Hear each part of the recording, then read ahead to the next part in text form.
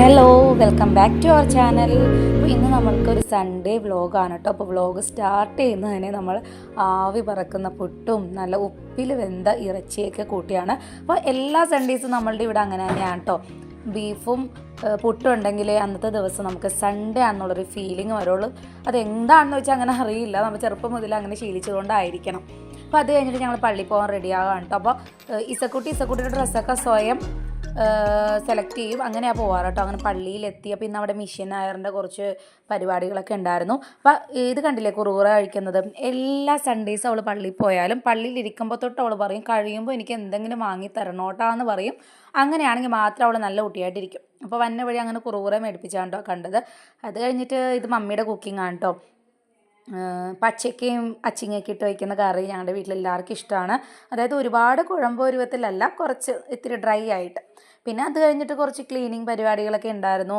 ക്ലീനിങ്ങിൻ്റെ കാര്യം പിന്നെ കുട്ടികൾ വീട്ടിലുള്ളവർക്ക് പെട്ടെന്ന് പറഞ്ഞാൽ മനസ്സിലാവും. എത്ര ക്ലീൻ ചെയ്താലും വീണ്ടും വീണ്ടും ചെയ്തുകൊണ്ടേ ഇരിക്കേണ്ടി വരും.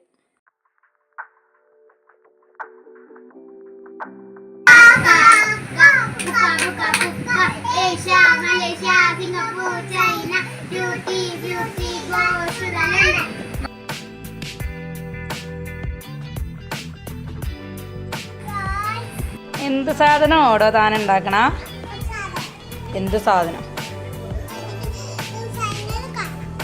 ഇതെന്താണ് സംഭവം? ഇതിന്റെ പേരെന്താ? ഈ ബ്ലോക്സിന്റെ ബ്ലിഡിങ്ങോ? ബിൽഡിംഗ് ബോക്സാ? ബ്ലോക്സാണോ ബോക്സാണോ? ഇസ അടി കൊള്ളണോ? പോയിക്കോ. ഇനി കൊഞ്ചണ എന്തിനാണ്?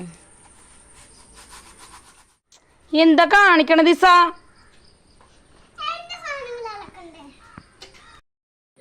അങ്ങനെ ഇസാക്കുട്ടിയുടെ കോലാഹലങ്ങളൊക്കെ കഴിഞ്ഞപ്പോൾ ഞാനൊന്ന് തൊട്ടിപ്പുറത്ത് തന്നെയാണ്ടോ നമ്മളുടെ മൂന്നാമത്തെ ചേച്ചിയുടെ, ഞങ്ങൾ 4 മക്കളാണ്.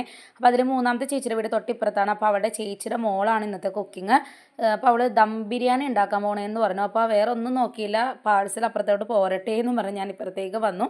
ഇപ്പുറത്തെത്തിയപ്പോൾ മമ്മിയുടെ നല്ല വറുത്തരച്ച ബീഫ് കറിയും റെഡിയായിരുന്നു.